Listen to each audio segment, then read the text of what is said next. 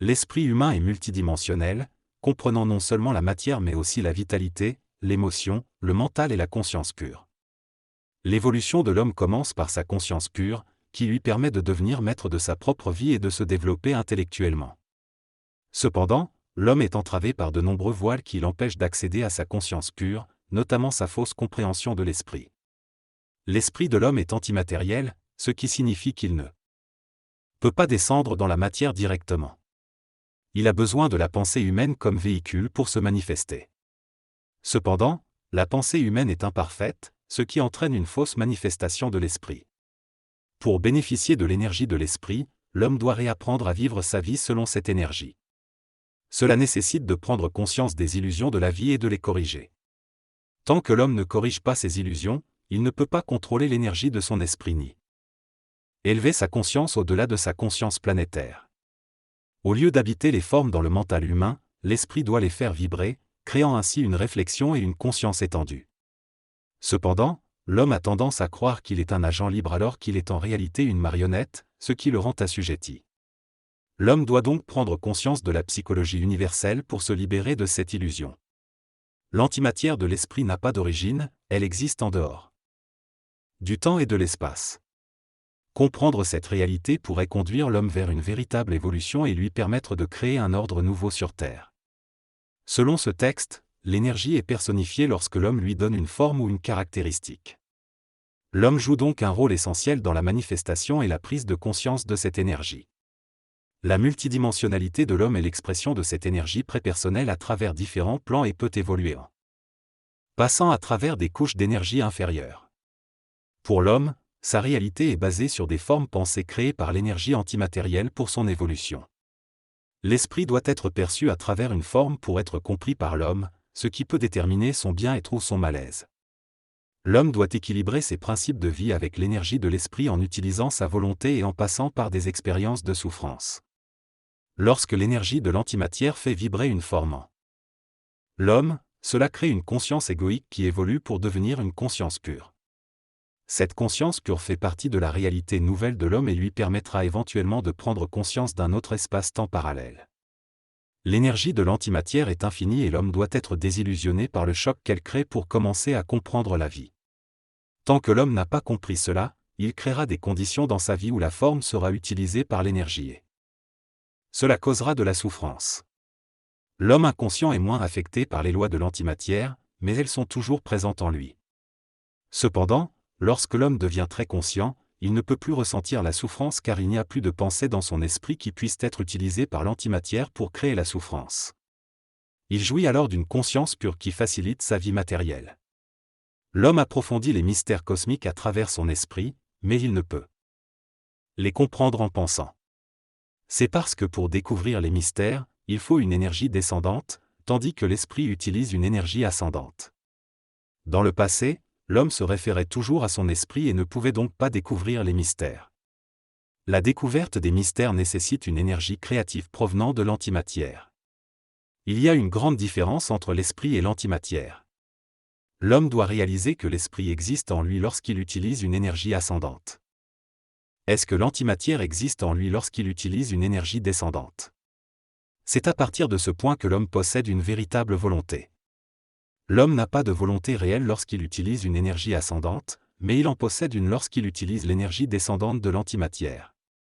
L'esprit existe lorsque l'homme est alimenté par lui, car il utilise la forme pour vibrer et créer la souffrance, ce qui permet à l'esprit d'être libre en lui.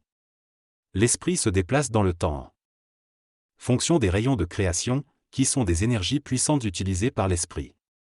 L'antimatière est l'énergie utilisée par l'esprit pour se déplacer à travers les différents plans de la création. L'esprit cohabite avec l'ego et se sert des pensées rendues vibrantes par l'antimatière pour communiquer avec l'homme. L'homme est naïf car il ne comprend pas les lois de la forme, mais il apprend à travers l'ajustement de la pensée par l'esprit. L'individu conscient doit comprendre la fonction de l'esprit, qui est de l'aider à s'intégrer à l'énergie de l'antimatière et non de servir des intérêts égoïstes. L'esprit est un ami cosmique et universel de l'homme, et non une béquille. Lorsque l'homme devient conscient de ce lien, il atteint une fusion avancée avec son ego et son esprit, créant un équilibre harmonieux entre l'antimatière, l'esprit et le planétaire. Le travail karmique cesse et l'individu devient créateur, capable de générer de l'énergie antimatérielle pour le bénéfice de l'humanité. Cependant, il est essentiel que l'ego reconnaisse son individualité afin de permettre le développement de la conscience pure, créant un être parfaitement aligné avec son être intérieur. L'individu doit se méfier de l'esprit autant que des autres influences extérieures, afin de maintenir sa lucidité et éviter de souffrir. La conscience pure est un acte nouveau de création auquel l'homme n'est pas habitué, ayant été assujetti à d'autres esprits et à la condition humaine sur Terre. La compréhension des mystères et le dépassement de la pensée associative permettront à l'homme de fusionner avec des intelligences supérieures et de ne pas être dominé par elles. Il devra être proche de lui-même et dépasser les formes utilisées par les esprits dans le domaine de l'astral. Cette évolution lui permettra de comprendre et d'identifier l'origine et la nature de ces puissantes intelligences et de ne pas être dominé par elles. Dans ce texte, il est souligné que l'homme doit comprendre et utiliser la puissance de l'antimatière ainsi que la volonté réelle pour évoluer spirituellement. L'esprit de l'homme est important pour sa progression et la formation d'un centre de volonté, d'intelligence et d'amour. L'évolution de l'homme repose sur la fusion de son essence avec l'esprit, ce qui lui permet de devenir maître de sa propre vie. L'homme doit également apprendre à absorber l'énergie de l'antimatière et à développer un corps de lumière pour accéder à des niveaux d'intelligence et d'être en relation avec des intelligences supérieures.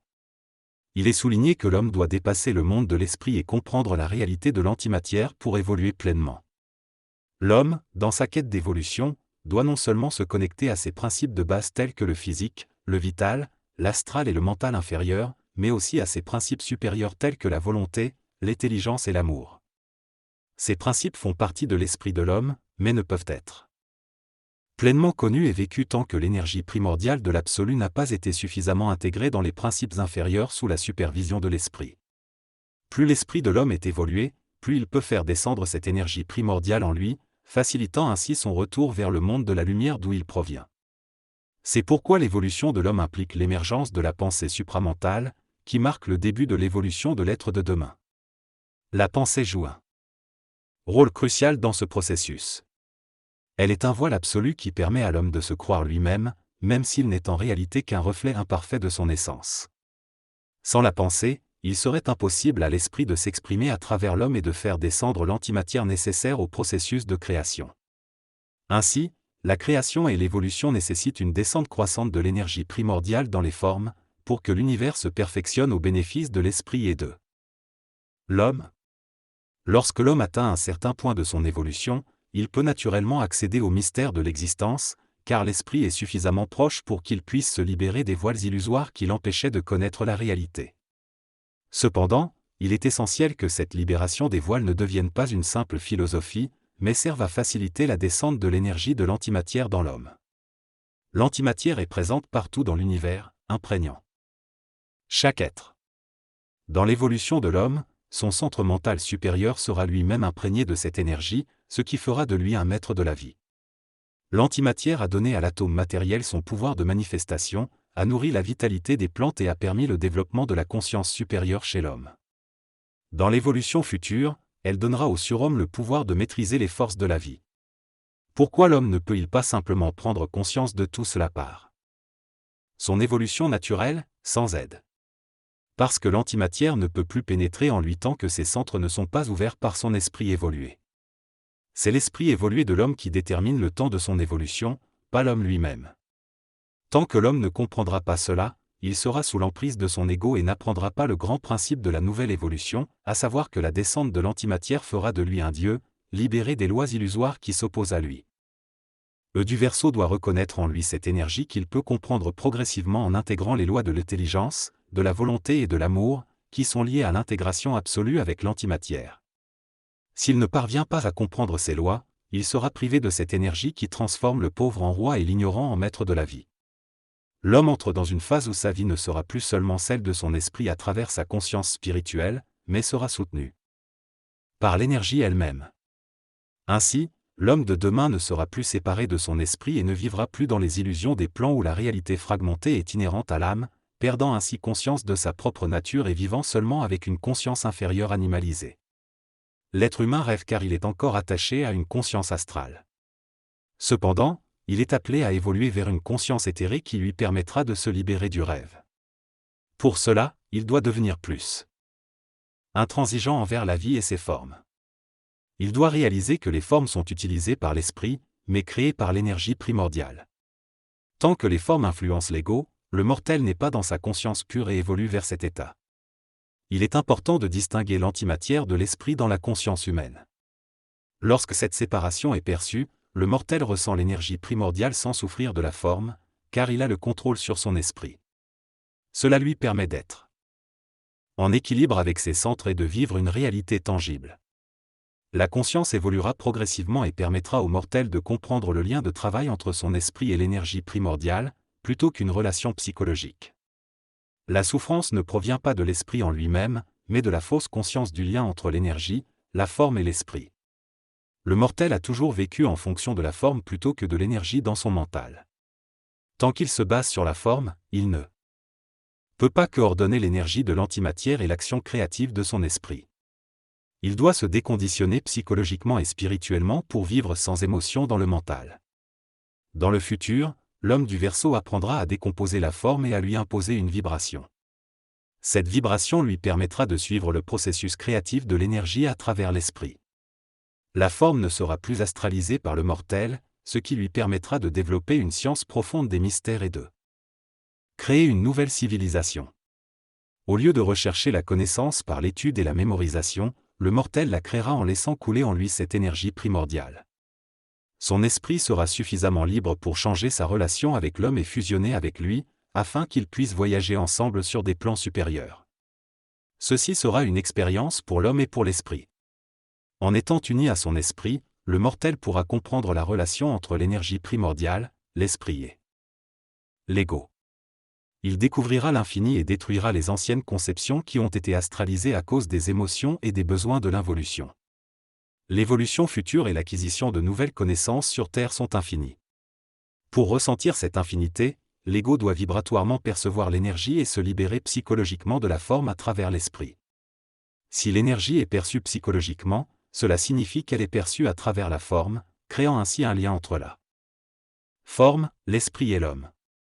La forme doit devenir le pont entre l'ego et l'esprit, afin de ne pas retarder l'évolution de l'homme.